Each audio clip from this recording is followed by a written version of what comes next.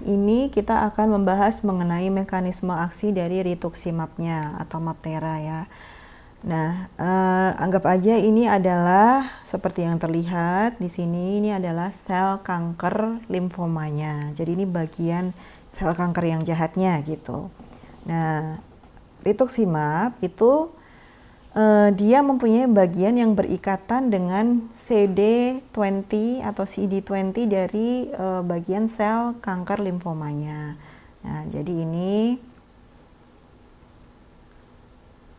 jadi rituximab itu dia mempunyai bagian yang bisa berikatan dengan bagian sel kanker limfomanya yang disebut CD20. Nah, dari sini nanti dia ada bagian, jadi rituximab itu ada bagian yang bisa berikatan dengan komplemennya. Dan ada bagian yang bisa menarik atau berikatan dengan antibodi atau sel-sel imun dari tubuh kita yang lain seperti itu, sehingga bisa bekerja sama-sama menghambat atau menghancurkan atau mempengaruhi replikasi dari sel B malignan, sel kanker limfomanya itu tadi, sehingga tidak bereplikasi atau tidak bisa bereplikasi. Nah, ini aksinya lebih menguntungkan dan lebih spesifik dibandingkan kemoterapi, karena kalau kemoterapi kan dia tidak spesifik, jadi dia tidak hanya menghancurkan sel yang kanker tapi juga menghancurkan sel sehatnya. Tapi kalau rituximab ini aksinya dia lebih spesifik, dia hanya menghancurkan sel kankernya lewat bagian CD20-nya ini tadi. Nah, kemudian ini ada beberapa obat itu yang dikembangkan atau yang sedang dikembangkan untuk treatment limfoma atau kanker limfoma yang lebih lanjut. Itu misalnya adalah monoklonal antibody yang baru, kemudian kombinasi antara radioterapi dan juga imunoterapi menggunakan radioterapi dan juga rituximab itu tadi. Kemudian muncul agen-agen baru seperti ini lenalidomid, kemudian ada bortezomib, ada bendamustine. Tapi yang sudah banyak dipakai itu adalah rituximab ya, yang sudah terbukti efektif juga, dan juga ada beberapa kombinasi yang baru, dan juga ada allogeneic SCT. Nah, nanti kita bisa bahas lebih detail di pertemuan yang lebih lanjut ya. Nah, mengapa gitu kita sebaiknya mentreatment non-Hodgkin lymphoma ini dengan antibodi monoklonal itu tadi, misalnya dengan rituximab. Karena dengan kemoterapi yang sudah kita terapkan sekarang ini itu biasanya tidak begitu efektif gitu dalam mengobati non-Hodgkin lymphoma karena tidak spesifik itu tadi ya. Selain itu juga monoklonal antibody dia juga meminimalisir dari efek-efek atau efek samping dari kemoterapi yang banyak negatifnya. Selain itu juga antibody itu dia akan bekerja lebih spesifik langsung ke sel kankernya dibandingkan sitostatik, obat-obat sitostatik atau kemoterapi itu tadi yang CHOP. Kemudian antibody itu juga less toxic atau efek toksik terhadap tubuhnya itu minimal. Dan juga antibody itu mempunyai mekanisme aksi yang berbeda itu tadi, yang dia bisa berikatan dengan CD20, kemudian bisa menarik sel killer atau sel-sel pembunuh lain yang ada di dalam sistem imun tubuh kita. Nah, ini ya bedanya itu menurut penelitian. Nah, probability atau overall survival-nya atau prognosis masa hidup pasien itu apabila menggunakan kombinasi antara kemoterapi CHOP dengan rituximab, maka dia akan lebih tinggi prognosis survival rate-nya dibandingkan dengan apabila menggunakan agen kemoterapi saja. Nah, dia lebih tinggi yaitu hampir 60%, dan apabila menggunakan CHOP saja ya dia sekitar di 47%.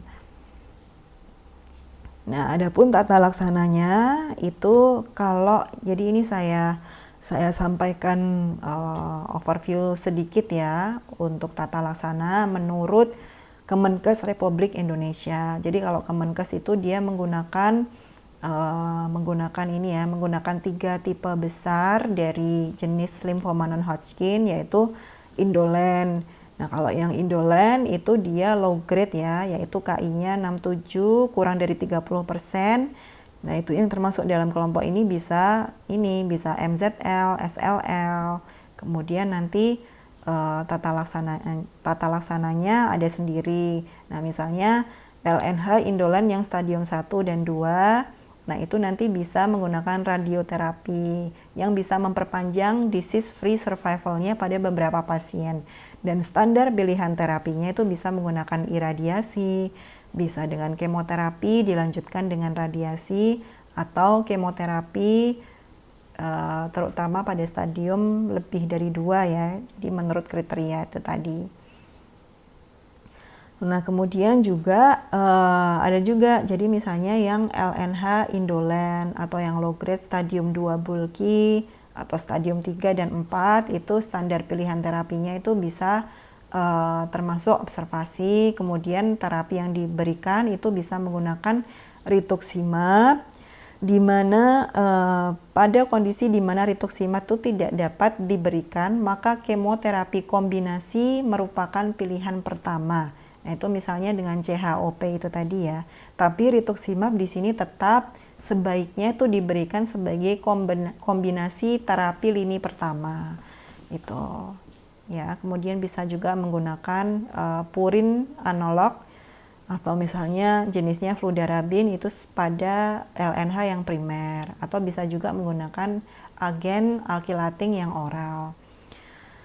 Nah, itu ya. Kemudian untuk yang LNH agresif yang termasuk dalam kelompok ini adalah bisa dilihat seperti pada